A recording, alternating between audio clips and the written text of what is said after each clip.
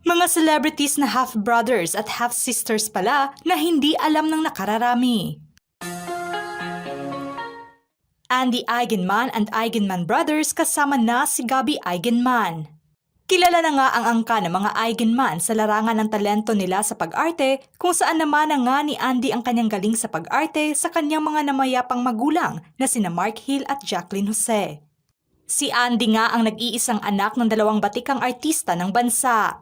Ngunit maliban kay Andy, ay may iba pang mga anak ang kanyang mga magulang sa mga una nitong naging asawa at nakarelasyon.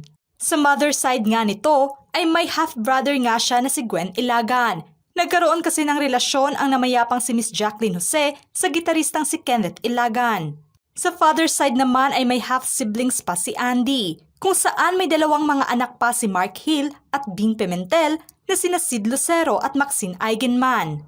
Nakilala din bilang mga artista sa mundo ng showbiz, samantalang paternal half-brother naman ito ang aktor na si Gabby Eigenman at half-sister na si Ira Eigenman, kung saan nagbunga nga ang relasyon noon ng kanilang ama na si Mark Hill kay Irene Celebre na tumagal lamang ng ilang taon ang kanilang pagsasama. Naispatan nga na kasama ni Andy ang kanyang kuya Gabby sa pag-alalay sa kanya at pagharap sa publiko upang i-anunsyo ang pagkamatay ng kanyang ina nitong nagdaang araw. At bago pa man sumakabilang buhay taong 2014 ang ama nila ay nagkaroon nga ito ng huling karelasyon at kanyang naging asawa si Maricar Jacinto, kung saan nagkaroon sila ng dalawang mga anak na babae. Suma total na sa 6 ang mga half-siblings ni Andy ngayon, kung saan pareho naman silang malapit sa isa't isa sa kabila man ng malaki nilang pamilya. RJ Padilla and Daniel Padilla. Inalala naman noon ni RJ Padilla ang unang pagkikita nila ng kanyang half-brother na si Daniel Padilla. Parehong nag-uumpisa pa nga ang magkapatid noon na umukit ng pangalan sa pag-aartista. Hindi nga mailalayo na may dugong Padilla nga ang dalawa. Tubong Angeles, Pampanga nga ang nanay ni RJ na si Annabel Antonio. Naudlot at hindi nga natuloy ang pag-aartista ni RJ matapos na nag-aral na nga ito sa Mindanao noon. Nasa 3 nga silang magkakapatid kung saan siya ang pangalawa. Malaki na nang malaman ni RJ na ang tunay niya palang ama ay si Romel Padilla at hindi ang Tito Robin Padilla niya na siyang kinilala niya bilang ama. Pansin naman na mas maputi ito kay Daniel, kung saan may lahi nga rin itong German na namanan niya sa kanyang ina. Hindi naman malaking isyo para sa kanya na nagkaroon na ng ibang karelasyon ang kanyang ama, kung saan paminsan-minsan ay nakikita pa rin naman silang mag-ama. Naging awkward umano ang una nilang pagkikita noon ni Daniel, ngunit sa mga sumunod na araw ay nagkulitan na lamang sila hanggang sa maging close. Wala naman daw issue sa kanila ang pagiging half-brother at mas masaya pa umano at marami silang magkakapatid. Jake Ejercito, Jinggoy Estrada and JV Ejercito. Ordinaryong buhay naman kung mailarawan ng aktor na si Jake Ejercito ang buhay niya na may impluwensya ang kanyang pamilya sa mundo ng politika. Si Jake Ejercito nga ay anak ng dating Pangulong Joseph Erap Estrada. Nagkaroon nga ng relasyon si Erap noon sa aktres na sila Arnie Enriquez. Naging malapit naman si Jake sa kanyang mga kuya at half-brothers na sina Senator Jinggoy Estrada at Senator JV Ejercito. Alam naman ng iba na magkaiba din ang ina ng dalawang senador, kung saan naging karelasyon nga rin ni Erap ang ina ni JV Ejercito na si Gaya Gomez na isang aktres, politician at businesswoman, samantalang ang ina naman ni Jinggoy ay si Loy Ejercito. Magkaiba man ang ilaw ng tahanan ang magkakapatid ay hindi naman ito hadlang sa kanila, kung saan ibinabahagi pa nga nila ang mga bonding moments nilang tatlo at ng iba pa nilang mga kapatid online, kasama na ang kanilang ama. Sherwin Ordonez and CJ Ramos. Mas nakilala pa nga ng publiko na magkadugo pala ang dalawa matapos na naaresto noon ang child actor na si CJ Ramos, dahil nasa pagkahuli nito sa isinagawang drug buy-bust operation taong 2018. Si CJ Ramos nga ay dating child actor at half-brother naman niya si Sherwin Ordonez na dating aktor at dancer. Hindi nga naging maganda ang takbo ng kanilang relasyon bilang magkapatid sa ina. Nang mga panahong iyon ay sobrang naawa na nga si Sherwin sa kanilang ina dahil nasa sinapit na kalagayan ng kanyang utol sa loob ng kulungan. Sa ngayon naman ay nakabalik na nga sa pag-arte si CJ Ramos, kung saan napabilang pa nga ito sa top rating teleserye noon na FPJs, ang Probinsyano with Coco Martin. At bumida na rin sa iba pang mga proyekto.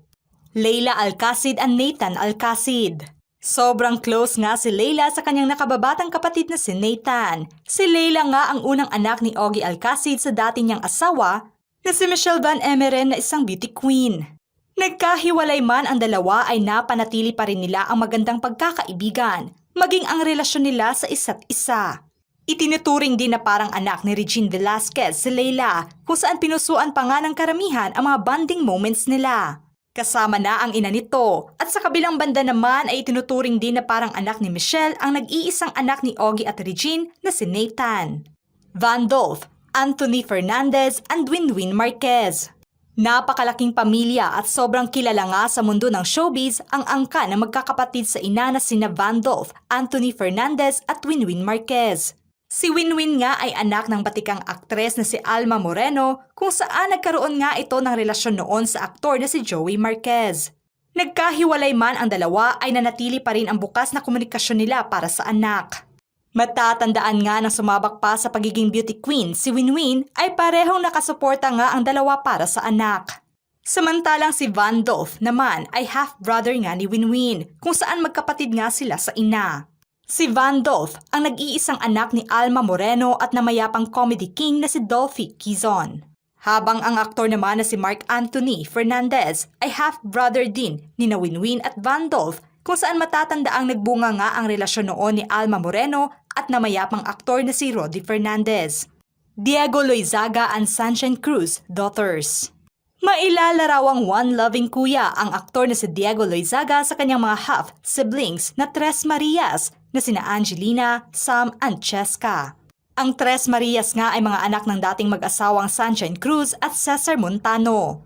Samantalang si Diego naman ay anak ni Cesar sa dating partner niya na si Teresa Loizaga. Pinusuan nga ng karamihan ang pagiging protective at pag-aalaga ni Diego sa kanyang mga kapatid sa kabila man ng malaki nilang pamilya. Pinasalamatan naman siya ni Sunshine dahil nasa pagmamahal niya sa mga kapatid niyang babae. Zia Quezon and Karil Tatlong Hari. Mayroong dalawang half-sisters nga si Karil na hindi masyadong alam ng karamihan. Si Karil ang nag-iisang anak ni Shaja Padilla at Dr. Modesto Tatlong Hari. Sa maternal side nga ay half-sister nga nito si Zia Quezon, ang anak ng kanyang ina sa namayapang comedy king na si Dolphy Quezon. Matatandaang lumalabas na rin noon sa telebisyon si Zia at naging parte nga ito ng ASAP noon. Parehong nakuha nga ng magkakapatid ang galing nila sa pagkanta sa kanilang ina. At parehong umuukit na ngayon ng kanya-kanya nilang pangalan sa industriya. Jackie Lu Blanco and Ramon Christopher Gutierrez. Ang aktres na si Jackie Lu Blanco ay anak nga ng singer at actress na si Pilita Corrales. Napag-alaman namang magkadugo pala sila ng aktor na si Ramon Christopher Gutierrez o mas kilala sa tawag na Monching, kung saan magkapatid pala sila sa ina. Si Jackie Lu ay anak ni Pilita sa namayapan niyang asawa na si Gonzalo Blanco at pagkaraan ng 7 taon ay nagkaroon muli ito ng relasyon kay Eddie Gutierrez. At si Monching nga ang naging anak nila. Parehong namayagpag sa pag-aartista ang magkapatid simula noon hanggang ngayon. Pareho din nilang namana ang galing sa pag-arte sa kanilang ina na si Pilita. Rufa, Richard and Tonton Gutierrez. Mayroong half-brother nga sina Rufa at Richard sa paternal side nila. Nagkaroon nga ng karelasyon si Eddie Gutierrez noon sa aktres na si Liza Lorena na siyang ina ni Tonton Gutierrez. Samantalang hindi nga nagtagal ang kanilang relasyon. Sa ngayon ay masaya pa rin ang relasyon nito sa kanyang asawa na si Annabel Rama, kung saan nagkaroon nga sila ng 6 na mga anak at kabilang narito sina Rufa at ang kambal na sina Raymond at Richard Gutierrez. Mickey Ferriols and Jackie Forster. Lumaki nga sa Pinas ang aktres na si Mickey Ferriols, samantalang lumaki naman sa US ang half-sister nitong si Jackie Forster. Parehong pinasok na magkapatid ang mundo ng showbiz taong mid-90s. Kalaunan na rin inamin noon ng dalawa na half-sisters sila taong 2000, kung saan magkapatid pala sila sa ama. Pareho namang malapit ang dalawa sa isa't isa. Matatandaang nagbigay suporta nga si Mickey Ferriols sa kapatid nitong si Jackie. Kasagsagan ito noon sa kinaharap nitong problema sa buhay mag-asawa nila ni Benji Paras, kung saan nagkaroon nga ng problema noon ang co-parenting nila sa mga anak na sina Andre at Kobe Paras. Aramina and Christine Reyes. Hindi nga pansin na mag-half-sisters pala ang dalawang magagandang aktres na sina Aramina and Christine Reyes. Sobrang close nga nila sa isa't isa noon pa man hanggang sa maging magulang na rin sila. Parehong anak nga sila ng dating aktres na si Venus Imperial. Pinagtibay naman ang problema nila noon ang relasyon nila ngayon bilang magkapatid kung saan nakasuporta na nga sila sa bawat ganap nila sa buhay. Robin Padilla Children. Kilala na nga sa mundo ng showbiz na marami na ang nakarelasyong babae ni Senator Robin Padilla. Ang binansagang bad boy ng Philippine cinemas nga ay mayroong 6 na mga anak. Unang ikinasal nga ito sa dati niyang asawa na si Lizelle Sicangco kung saan nagkaroon sila ng 4 na mga anak na sina Kylie Padilla, Queenie, Camille at Ali Padilla. Samantalang ikinasal naman itong muli kay Mariel Rodriguez matapos maaprubahan ang divorce niya sa unang asawa at mayroon na nga silang 2 anak ngayon. Malapit naman sa isa't isa ang magkakapatid sa ama kung saan nagkakaroon nga sila ng bonding moments lalo na kung may espesyal na okasyon. Vic Soto Children. Ang kanlang na mga Soto ang pag-uusapan ay maituturing na malaki talaga ang kanilang pamilya. Sa mga naging anak nga ni Bossing Vic ay mayroon na nga itong 6 na mga anak sa iba't ibang babae. Halos naman lahat ay kilala na dahil nasa pagpasok ng ilan sa kanila sa mundo ng showbiz at politika. Matatandaang ikinasal nga ito noon kay Dina Bonnevie taong 1982 at mayroon silang 2 anak na sina Oyo Boy Soto at Danica Soto. Naghiwalay nga ang dalawa taong 1986 matapos ma-annulled ang kasal nila at dito na pumasok ang relasyon nila ni Connie Reyes nang magkasama sila noon sa Itbulaga at naging malapit sa isa't isa. May isa naman silang anak at ito nga ay si Mayor Vico Soto. Nauwi muli sa hiwalayan ang relasyon nila at nagkaroon nga ng panibagong babae si Bossing at ito nga ay si Angela Luz. Kalaunan ay kinasal nga itong muli kay Pauline Luna taong 2016 kung saan nagkaroon naman sila ng 2 anak ngayon na si Natalie and Baby Mochi. Chris Aquino Children. Nagkaroon lamang ng 2 anak sa magkaibang lalaki ang aktres at host na si Chris Aquino. Nagkaroon nga ito ng unang anak sa aktor na si Philip Salvador at ito nga ay si Joshua. Samantalang may isa naman silang anak sa dati niyang asawa na basketballistang si James Yap at ito nga ay si Bimbi. Nauwi naman sa annulment ang kasal ng 2 taong 2012. Sa kabila man ng kalagayan ni Chris ngayon ay sinigurado niya na magkakaroon pa rin ng magandang relasyon ang 2 niyang mga anak. Pansin naman na maalaga si Bimbi sa kanyang kuya Josh sa kabila man na ito ang bunso. Marjorie Barreto's Children. Hindi naging madali para sa dating aktres na si Marjorie Barreto na palakihin na mag-isa ang kanyang 5 mga anak. Hindi nga naging maganda ang unang relasyon nito sa aktor na si Kier Legaspi, ang kapatid ni Zorin Legaspi. Nagkaroon nga sila ng isang anak at ito nga ay si Danny Barreto. Samantalang nauwi muli sa hiwalayan ang married life nila ng aktor na si Dennis Padilla. Medyo nagtagal nga ang kanilang pagsasama at nagkaroon nga sila ng 3 anak na sina Julia, Claudia at Leon Barreto.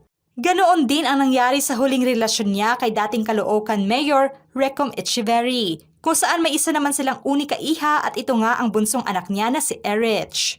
Sa kabila man ng pagiging single mom nito ay sinigurado niya na maayos pa rin ang relasyon ng kanyang mga anak sa isa't isa. Pinusuan naman ng karamihan ang pagpapalaki nito sa mga anak kung saan wala ngang bakas na magkaiba pala ito ng mga ama. Iisa naman ang turing na magkakapatid at super close nga nila sa bawat isa. Ano ang masasabi nyo sa paksang ito mga ka-showbiz peeps? Just comment below.